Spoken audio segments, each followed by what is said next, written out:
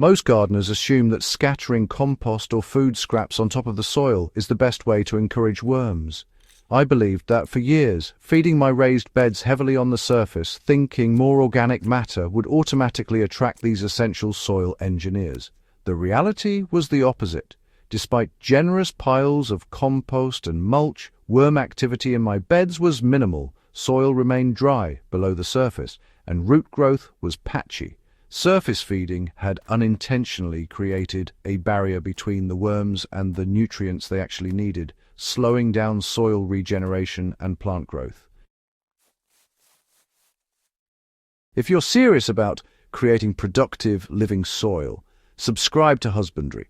This channel focuses on actionable, experience-tested methods that turn underperforming beds into vibrant, worm-rich ecosystems. Worms need accessible food below the surface, not scattered on top. The biggest mistake gardeners make is assuming worms will naturally move to the soil surface for compost. Worms live and feed in the soil layers where moisture, structure, and microbes exist. By leaving large amounts of organic matter on top, I was creating a surface layer that dried out quickly in the sun, repelling worms. They avoided my beds entirely, even though I kept adding more food. I realized that worms don't just follow visible scraps. They respond to food that is integrated into the soil where conditions are stable. Worms require a balance of moisture, air, and organic material. Simply layering compost on dry, fluffy soil is like offering a meal on a hot pavement. It won't attract them where they live. The simple change that got worms moving. I stopped surface feeding and instead began lightly incorporating small amounts of compost into the top 2 inches of soil. I used a hand fork to gently mix the material without overturning the soil completely, preserving soil structure and existing microbial life.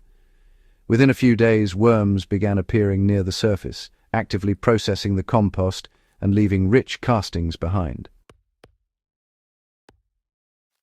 For small backyard gardens, this approach requires just a few handfuls of compost per square foot, gently worked into the soil.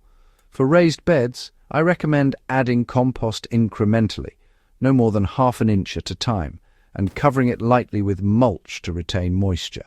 Hydroponic systems that integrate vermicompost can mimic this by layering organic material into media pockets, giving worms immediate access to food while protecting the structure of the bed.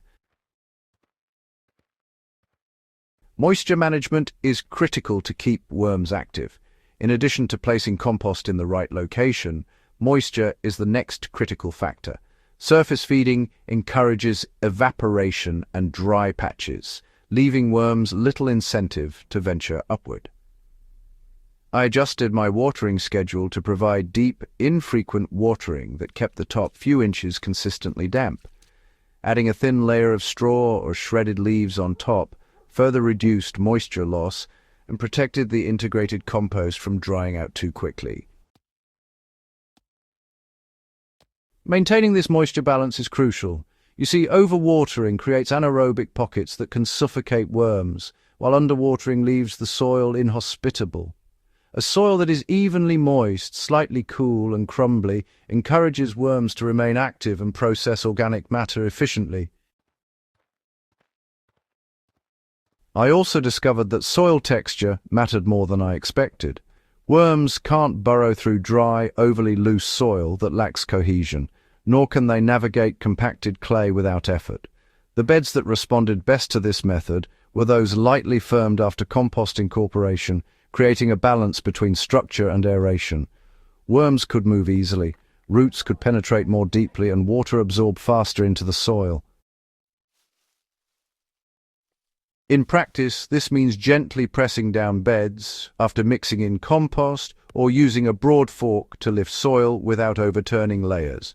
In hydroponic setups or container gardens, adding coarse material like coconut coir, perlite, or sand creates small channels that mimic natural soil, allowing worms and microbial life to thrive. Once I integrated compost below the surface, I adjusted how much and how often I fed the beds. Large, sudden additions of compost can overwhelm worms or create anaerobic zones that drive them away. Incremental feeding, just a handful per square foot every week or two, kept worms active and steadily processing material. Over time, the beds became naturally aerated, richer in nutrients and self-sustaining, requiring less manual intervention. This principle applies across garden types. In small backyard beds, scatter a handful of partially decomposed scraps and cover lightly with mulch. In larger raised beds, integrate half-inch layers of compost every few weeks. Even in hydroponic media beds with vermicompost, layering in small amounts ensures worms have access to food without overwhelming the system. The results were noticeable almost immediately. Within days of switching from surface feeding to integrated feeding, worms appeared in numbers I hadn't seen before. Soil structure improved, water penetrated more efficiently, and roots explored deeper. Plant growth became more uniform, leaves were healthier, and yields increased. The soil itself began functioning like a living system, with worms aerating, consuming organic matter, and producing nutrient-rich castings that further enhanced fertility. This experience reinforced a key lesson. Worms are selective, not lazy. They won't occupy beds that are dry, overly fluffy, or where food is inaccessible. Addressing placement, moisture, and structure transforms inactive soil into a vibrant, self-maintaining ecosystem. Common mistakes to avoid when feeding worms. Surface feeding is the biggest mistake.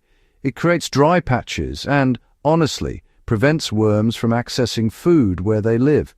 Overwatering or layering too much compost at once can actually suffocate worms. Compacted soil without structure or, loose dry soil without cohesion also discourages activity. The most effective approach is gentle, incremental compost integration combined with consistent moisture and a slightly firmed soil surface. Even hydroponic and media-based gardeners make similar errors by leaving vermicompost on top or failing to integrate it into substrate layers. Worms in these systems need access to nutrients while maintaining mobility and, importantly, avoiding anaerobic conditions. Stopping surface feeding changed my garden more than any other single practice. By integrating compost into the soil, maintaining moisture, and supporting proper structure, worms returned within days, transforming soil health and plant growth. This approach really demonstrates that active soil life depends on environmental conditions, not simply the amount of organic matter provided. If you want healthier beds, faster root growth, and more productive plants, subscribe to Husbandry and share this video with fellow gardeners. Understanding where worms live and how to feed them properly is one of the most overlooked yet powerful steps toward self-sustaining soil and thriving gardens.